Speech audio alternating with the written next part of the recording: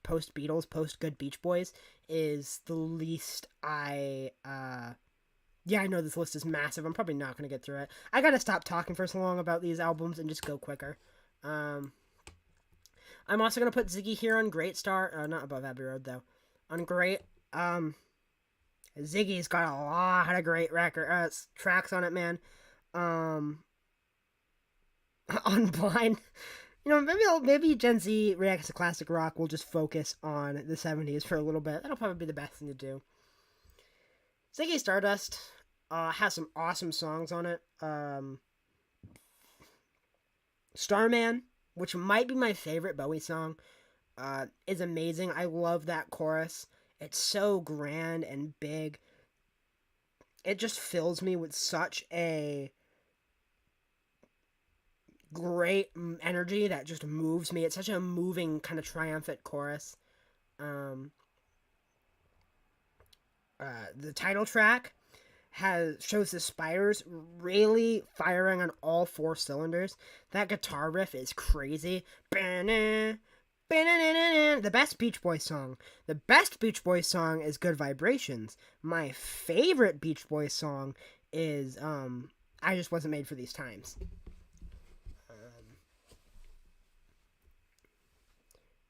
God Only Knows is a classic. I mean, every song on Pet Sounds is perfect. It's a top 10 album of all time for me. And Moon Age Daydream is a great song too. One of the first Bowie songs I heard knowing it was Bowie because it was on the Guardians of the Galaxy soundtrack. I like the kind of space opera theme of it. I think the concept is really cool. I don't come back to it a lot. I do have a vinyl of it. I don't know if it's here or not. I don't think it is. But Ziggy's a great album. It is not my favorite Bowie album. And it's not my favorite Bowie album from his classic run either. I don't know if either of those albums are on here. I can understand Black Star being not on here, but if Low isn't on here, I'm going to lose it. Because Black Star is my favorite, but Low is my favorite of the classic run. Have not heard this record. Have not heard this record. Have not heard this record. Oh, but I have heard this record. Y'all like Death Grips? The Who. I know a little bit about The Who, and I've never heard a full-length Who album, but I've heard plenty of their hits, like Baba O'Reilly, Pinball Wizard. Good band. I'm going to put... Oh, man. I don't know where. I think for now, I'm going to put The Money Store on Amazing tier. I might move it up more after, depending on how I feel. But like I said, I want to try and be conservative with this tier. But The Money Store was at one point would have been in that tier. I don't listen to as much hip-hop as I used to. And I don't come back to Death Grips. This is the best Death Grips album. It is... I'm putting this on... I'm sorry. It's going to go on Masterpiece tier.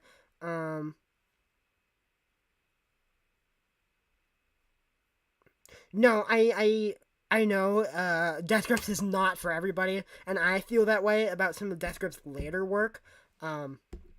Bottomless Pit is not for me. I can't do Bottomless Pit, but I love The Money Store. It's like crack. Brad Taste in Music, I don't know if you guys watch him, described this record as being like cocaine, and I kind of agree. I mean, I've never done cocaine, but this record, man, is so addicting and so catchy for being such a brutal, loud hip-hop album that combined, like, hardcore gangster rap along with, like, yes, I've heard American Idiot. Once again, top 10 album of all time for me. Combines this kind of heavy metal and hip-hop and punk and all these different sounds to make this loud, abrasive, mind-melting album, yet somehow it's still so extremely catchy. When I listen to this record, I find myself, like, speaking the lyrics and, like, the hooks all day to myself, like, get, got, blood rush to my head, they hot like popping off the fucking block. And, bitch, please, you must be smoking rocks.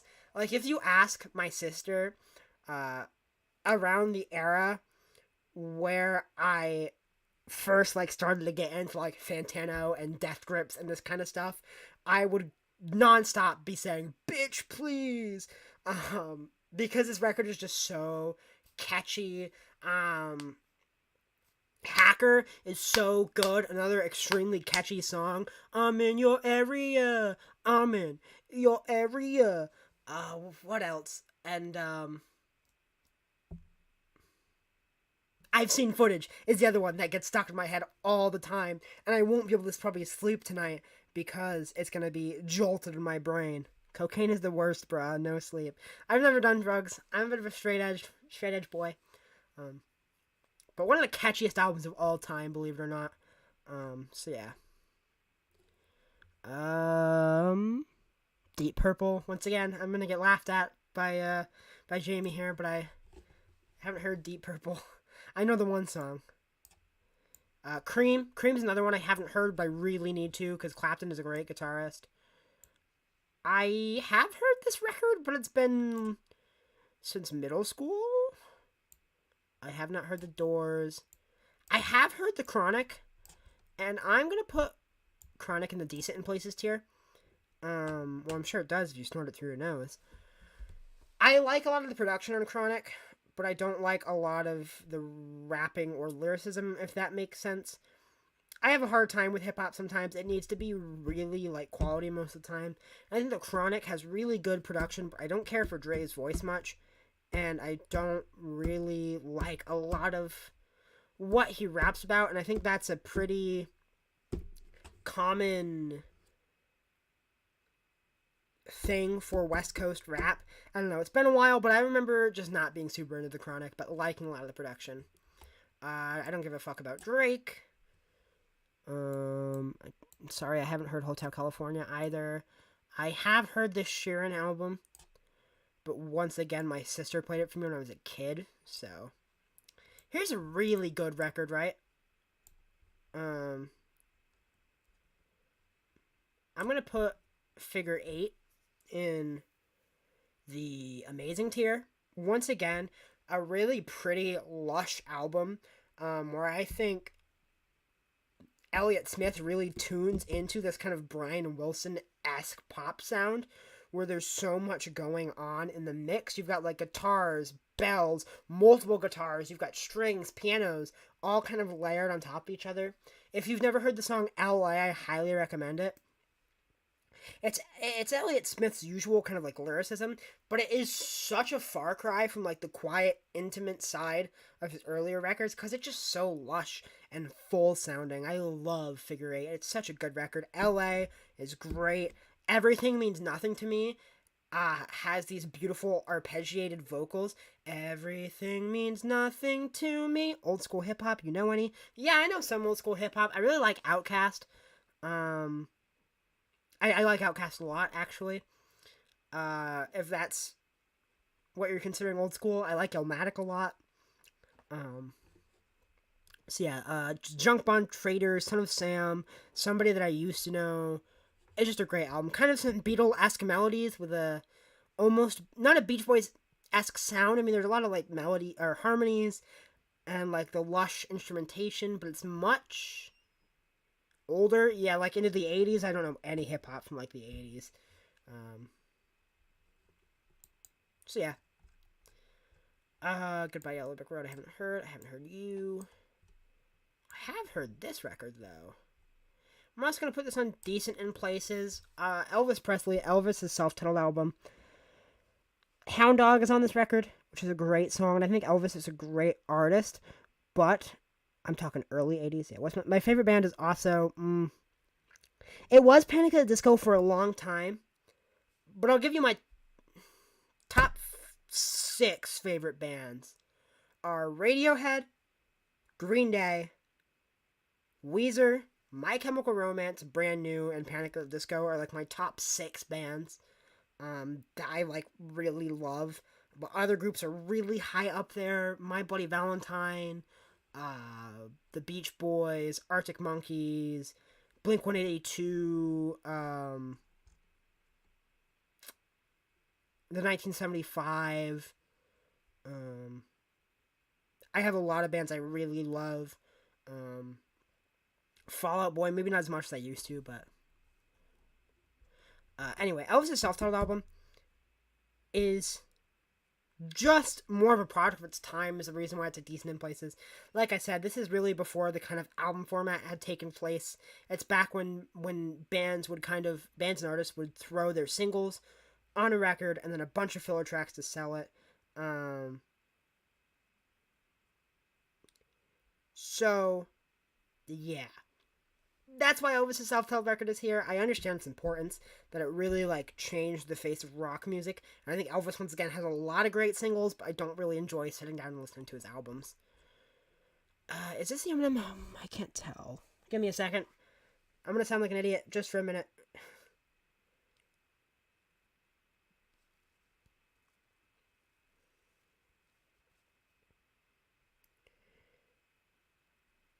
No. No, it's not this one. I have not heard this one. I believe that's the Marshall Mathers EP. I get the artwork for the Marshall Mathers EP and the Slim Shady EP mixed up. But this here is the Slim Shady LP.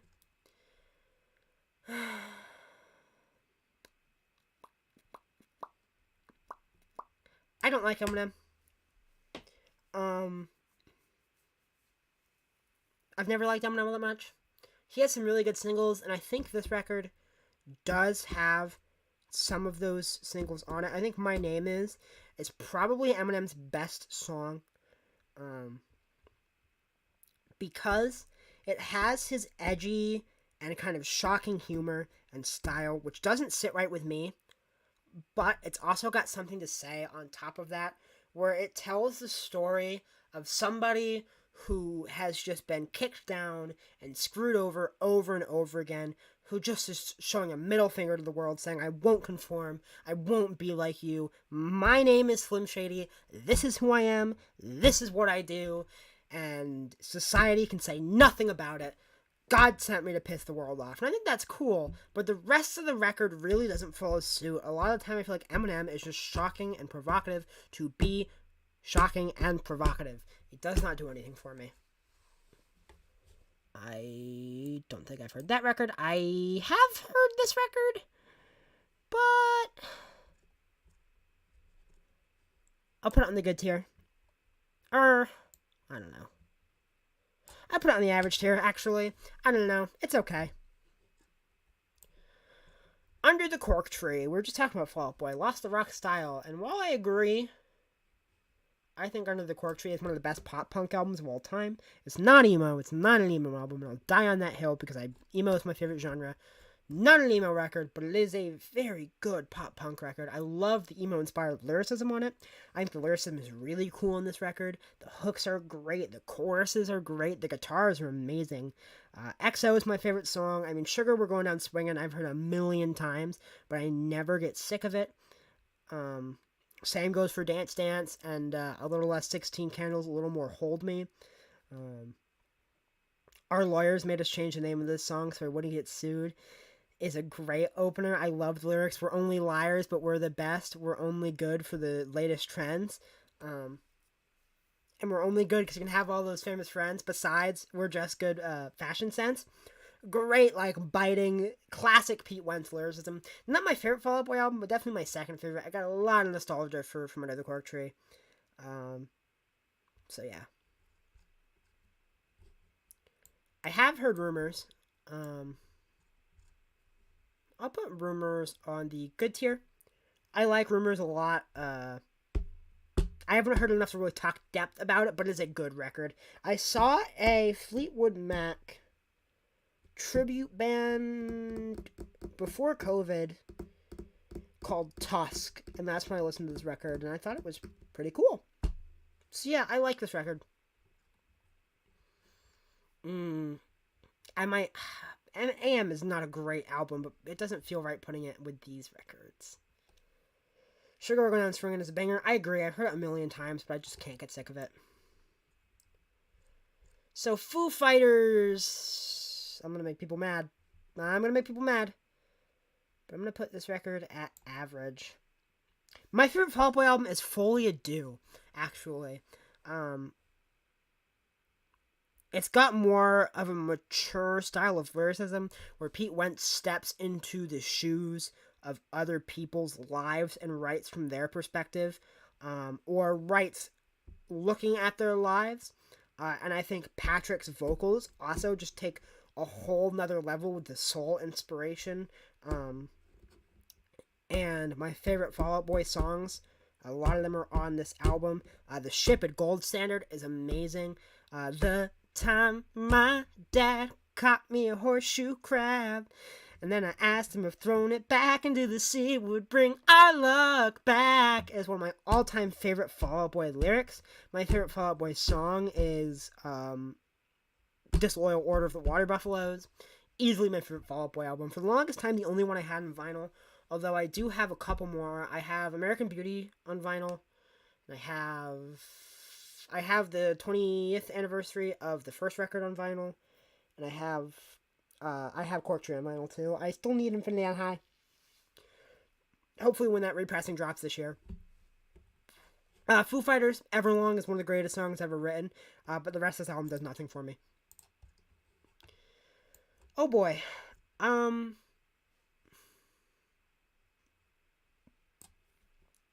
have a hard time talking about this album because it's really personal to me and to a specific era of my life. But I tend to like music that's really emotional, and this album really connected with me, Blonde, at a time when I really needed it.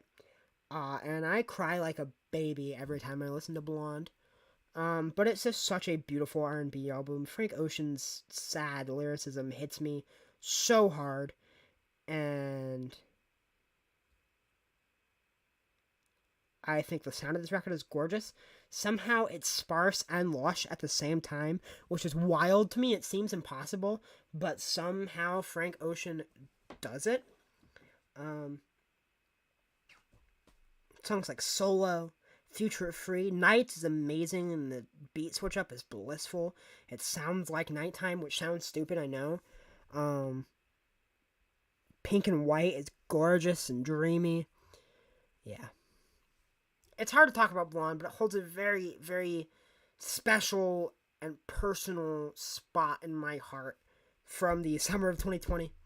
I listened to this album a lot, and I couldn't listen to it for a long time until recently. I can finally listen to it again, and I'm glad I can, because the album is so gorgeous. If you're ever sad, throw on Blonde, trust me. And another really great album, kind of in the same vein as Blonde. I'm going to put that on the amazing tier, though, on The Wee Small Hours by Sinatra. It's a 50s album. One of the very first albums to do kind of the album format.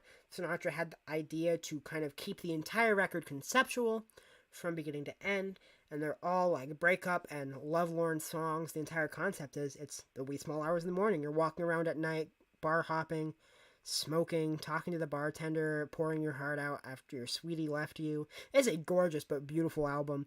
Or gorgeous but sad album. Really good stuff. Really important for breaking a lot of boundaries. Not quite masterpiece tier because I don't come back to it enough. Although I did finally. I looked for this record on vinyl for years and finally found it a few months ago. Nelson Riddle, of course, helped arrange it. I love Sinatra.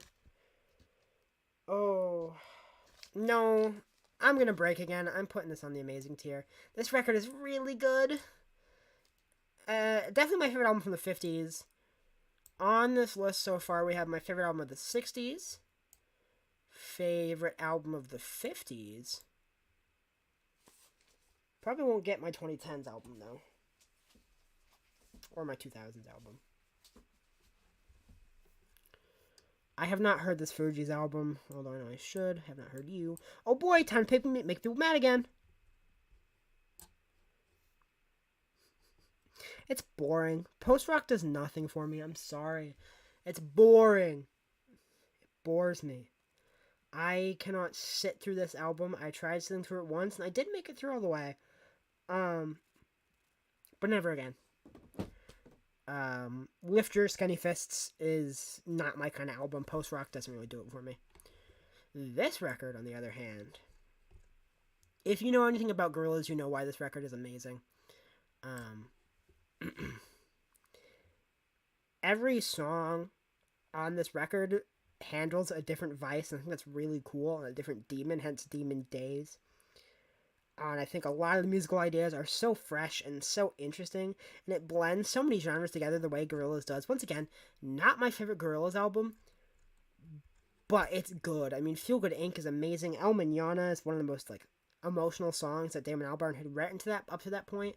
And Gorillaz is way better than Blur, in my opinion. I like Blur, but Gorillaz is far superior. Um, yeah. So that's that. Once again, like I'm having a hard time trying to organize all my thoughts into this. Let's think. Let's think about Demon Days. Every Planet We Reach is Dead. It's awesome. The two closing tracks have this awesome like gospel feel to it.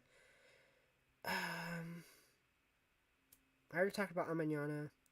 Dare is awesome. I love November Has Come, talking about like how the rap game had become so vapid and the music had started to really mean nothing at that point. It's interesting because I feel like they'd get much worse as time went on. We got to like the trap era compared to like the early 2000s, mid 2000s bling era. Demon Days is a record that has a lot to say and really professes it in such a profound way, while at the same time really balancing some really creative and experimental musical ideas and blending a lot of different genres. I mean, you'll listen to a song that'll go from synth pop to electronica to country to a grand orchestra in a matter of 3 minutes. And I feel the same about Gorillaz self-titled, just on a less good level. A lot of great songs on this. Tomorrow Comes Today is a top 5 Gorillaz songs for me. I love Clint Eastwood, of course, is a classic single. I love the horns on Rock the House. But I do feel like the album takes a major nosedive after 192000. Which is a great song, but after that, you've got stuff like Dracula and the Left Hand Suzuki Method and Latin Simone, which some of those songs border on unlistenable.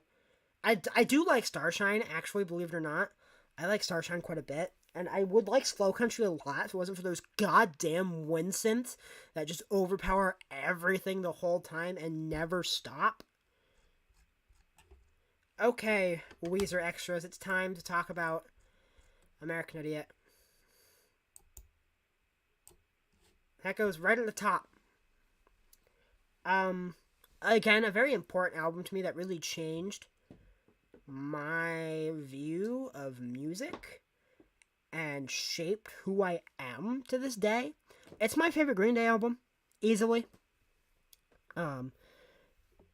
It really resonates with me, especially the whole idea of disillusionment of the youth, because I am the youth, and I feel pretty fucking disillusioned most of the time with society and with the government and with college and school and institutions. So I feel a lot of what Billy Joe has to say on this record, and putting it all through the perspective of this rock opera, these two characters of, well, one character, two sides of the same coin, St. Jimmy and Jesus of Suburbia, is so interesting. And you can follow the story, but each and every one of these songs has something to say and can still resonate with you, even outside of the story, including like a song that's named after one of the characters. It's the Jesus of Suburbia, a 9-minute punk rock opera suite, which sounds crazy, but is the best song they've ever made. I got to see Green Day live on the Hella Mega Tour, and it was amazing. It is one of the... Green Day is the best band I've seen live. Holiday is such a good song, and the fact that they could say such things... Hello, welcome back, Megan Bass. We're talking about American Idiot. Demon Days is a masterpiece. Of course Demon Days is a masterpiece. Plastic Beach is better, but Demon Days is goated. An American Idiot, the title track is just such a burst of punk energy, and really is like a perfect Green Day punk song that encapsulates everything great about both Green Day and the record as a whole. Like I said, Jesus of Suburbia is my favorite Green Day song, and a lot of what can be said about that album can be said about Homecoming. And yeah, I'm very biased when it comes to American Idiot, because this is one of the first albums I really fell in love with. I know pretty much every word to it. This and The Black Parade both hold a very similar spot in my heart. I know pretty much every word of this record. Boulevard of Broken Dreams is a song that through my darkest times has been there for me and has been a hand to hold. And a lot of those lyrics really resonate with me. And it's just an album that I think speaks a lot to me and spoke a lot to me the first time I heard it, and is why it holds such a special place in my heart to this day. Like I said, I need to be able to. I'm gonna rank Green Day's discography at some point. I do have a list started actually. I have some scripts for ranked videos I do, and let me pull it up. I do have a little list I'm working on. At some point, I'll finish writing it, but that's coming. Just know American Idiot will top it. And Dookie here is an interesting record. I'm gonna put Dookie on the amazing tier. Demon Days is absolutely goated to my second favorite album of all time, topped only by Hozier's Wasteland, baby. That's an absolutely respectable second favorite album of all time.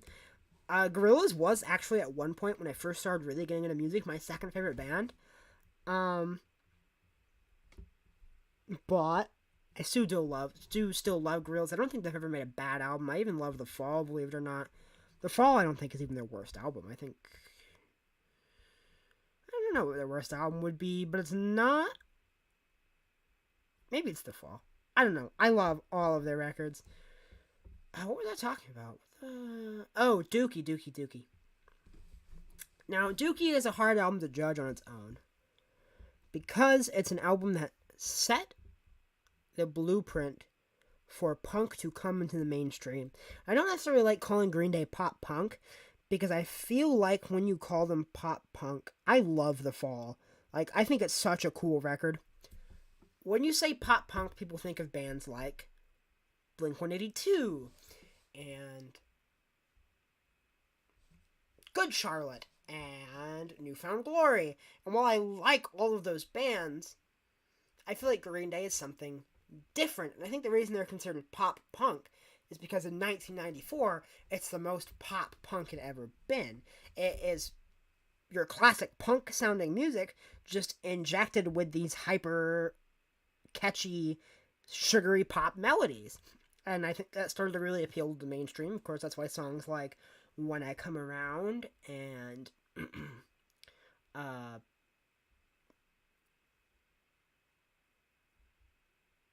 Basket Case, I'm sorry, too much music at once. Basket Case are all so big as they are. But I feel like it's something different. And not only that, but Dookie set the blueprint for what Green Day would do after that and inject different things into it. And that's the reason why I have Dookie on amazing tier, because Green Day would take what they did on Dookie and do things way cooler. I mean, you take Insomniac is just Dookie with anger and drugs and darkness. Nimrod is Dookie with eclectic experiments and melancholy. Warning is Dookie when you add a little bit of folk. And then, of course, American Idiot builds off of Dookie by making it this huge, sprawling rock opera. But it all can be traced back to Dookie. I just think this is the moment they would springboard off and do things even greater. And I think if Green Day would have stopped after Dookie, this would probably be a masterpiece tier. But when you compare it to the rest of what Green Day would do afterward, from 95 to 04, it's not even close. I'm sorry.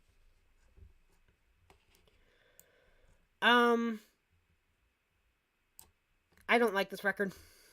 I did the second Gen Z Reacts to Classic Rock video on Guns N' Roses, and I thought it was repetitive and boring, and I just don't like this era of music. Sweet Child of Mine is good, though. I have no fucking idea what that is. I have not listened to that. I have not listened to Forest Hills Drive 2014. No. I have heard Graceland. But I haven't heard it in full, so I won't judge it. I have heard Electric Ladyland. And that'll go here on the good tier above Acid Rap. Really great guitar work. I've not heard of Love Supreme. Imagine by John Lennon. Imagine is an album I have thoughts about. I tend to not enjoy John Lennon's solo work as much as I do Paul's, because I feel like John takes himself way too seriously sometimes with his experiments and his political lyricism. He freaks to have fun. That's part of the reason why I like a lot of what Double Fantasy has on it, John's parts at least, because they're also laid back and he remembers, hey, I can have fun. But I used to not like the song, but the more I look back on it, I mean, imagine How Can You Sleep at Night? It's a good album, but a highly, highly overrated one. I think I'll put it at decent in places here above The Chronic. I haven't heard Plastic Ono Band yet, but my very next reaction is going to be this album, because I'm on a huge Beatles kick right now.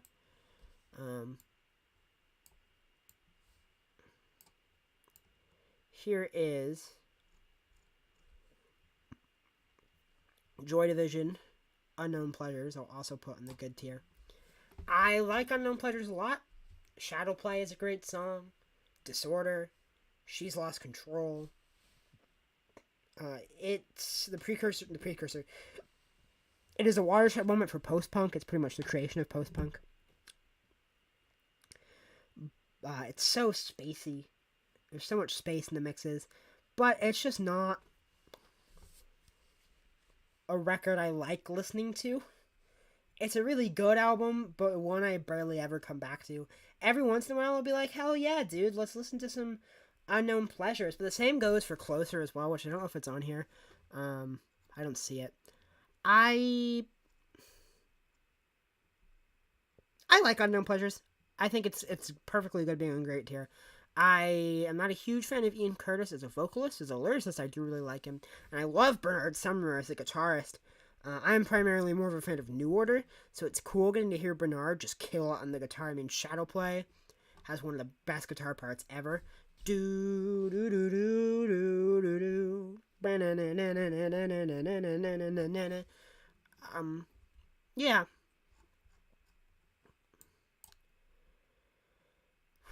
I'm getting a bit of a headache, but we've done pretty good so far.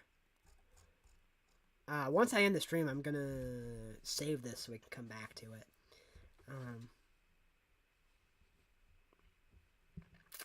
I've been sitting here for like, 2 hours doing this? Not bad.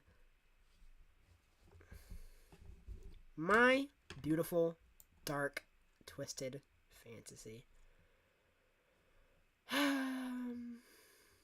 Where to put you? Are there any other Kanye albums on here besides College Dropout? I see College Dropout.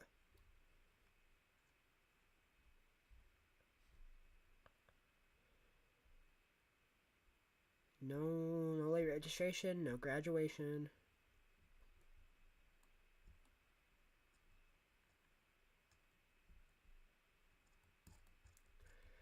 I'll put Twisted Fantasy on the masterpiece tier. It's not a 10. It's a very strong 9.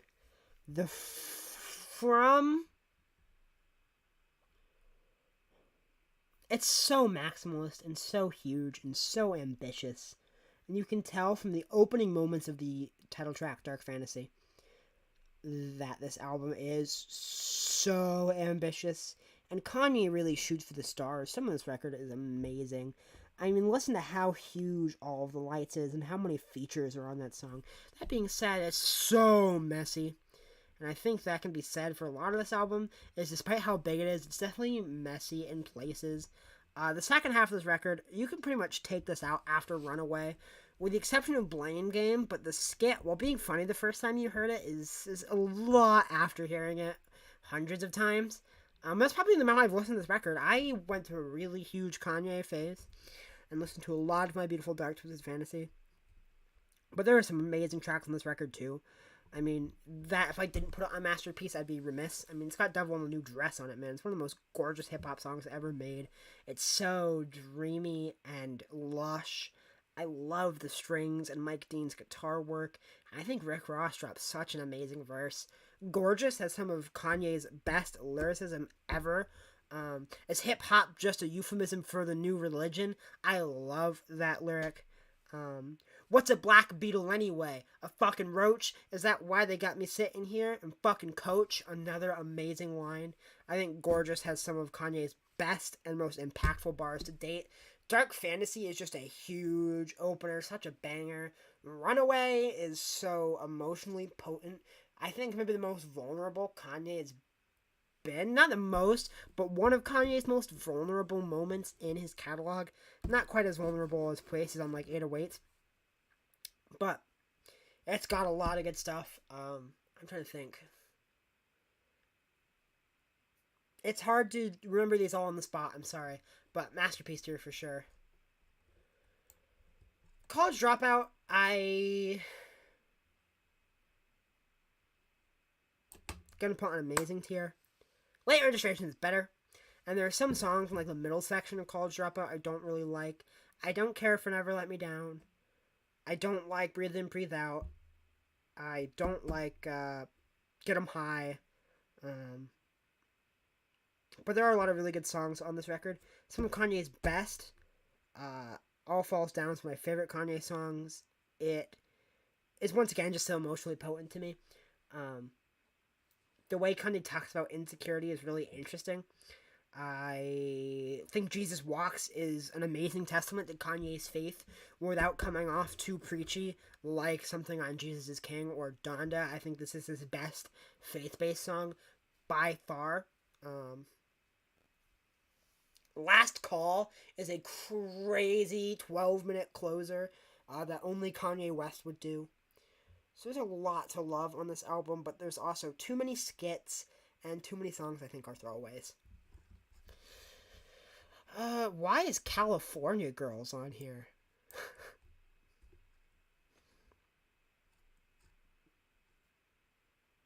Wow, this is a huge list. We put a really good dent in it, don't you think?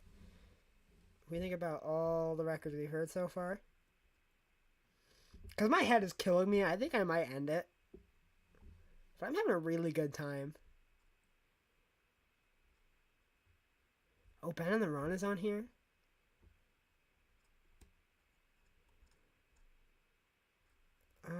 Let's see. Is there an album that's easy to talk about?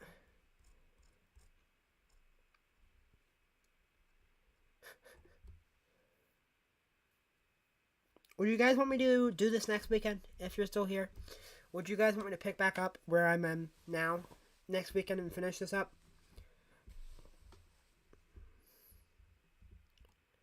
Not quite sure. Here we go, being... Oh, hey, here's Blurryface. I'm wearing a Blurryface shirt right now, if you can't tell. I'll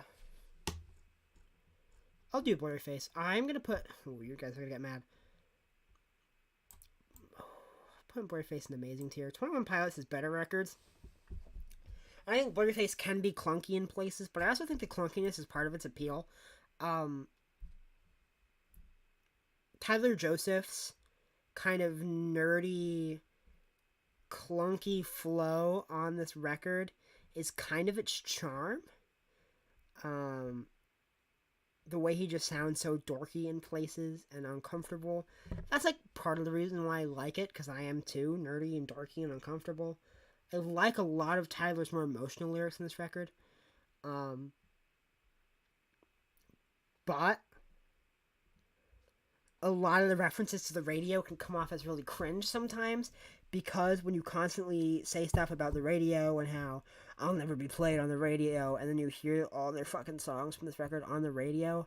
I mean, there was a good 2 years where you couldn't go anywhere without hearing Stressed Out or Ride or Heathens, which Heathens isn't on this album, I know, but around that era. And I love those songs, but you spend an entire record talking about how, oh, this song will never be on the radio. Even if my clique were to pick and the people were to vote, it's the few, the proud, and the emotional.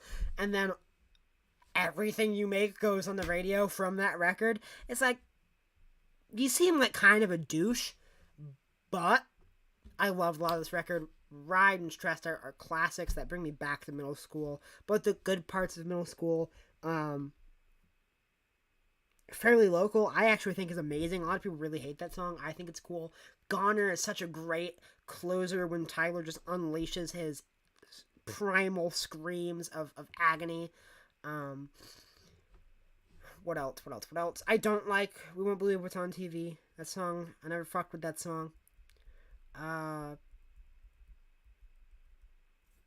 Lane Boy is really great. I think some of Tyler's best rapping is on Lane Boy, showing that he can rap. But I think more of like the nerdy, clunky flow that he does is more of a choice. And I think that awkwardness is really part of the charm of this record, and gives it a vibe and a tone that no other record really has, even within 21 Pilots discography. It's far from being my favorite 21 Pilots album. I'll take Vessel and Trench and Regional at Best and Self-Titled any day over Blurryface. But it's still a great record that means a lot to me. Hence, I have the Blurryface shirt on. But I am a die-hard 21 Pilots fan. There's a 21 Pilots flag right there. I don't think you guys can see it, but there. My graduation cap was 21 Pilots themed. 21 Pilots is one of those bands. I know it's corny to say, oh, 21 Pilots saved my life. You sound like an idiot. And I wouldn't say they saved my life because they didn't. But they were definitely helped me through a lot of moments that were really hard. And whenever I'm sad, really sad, I listen to 21 Pilots. And a lot of times Tyler's lyricism reminds me like you're not in it alone. And that you can make it another day. And it's really helped me. I'm getting rambly. My head's starting to hurt. So I'm going to end stream. But we got a good chunk into this. I'm going to find a way to save it so we can come back and finish this in a part 2. Maybe next weekend. I do have a class in the morning. But I really appreciate you guys sticking around, chatting around. I had a lot of fun. If you're watching the VOD, go ahead and hit subscribe. It's free. You can always unsubscribe if you want to. Love you all. Thank you for watching. And I'll see you all next time. I got to figure out how to end the stream here.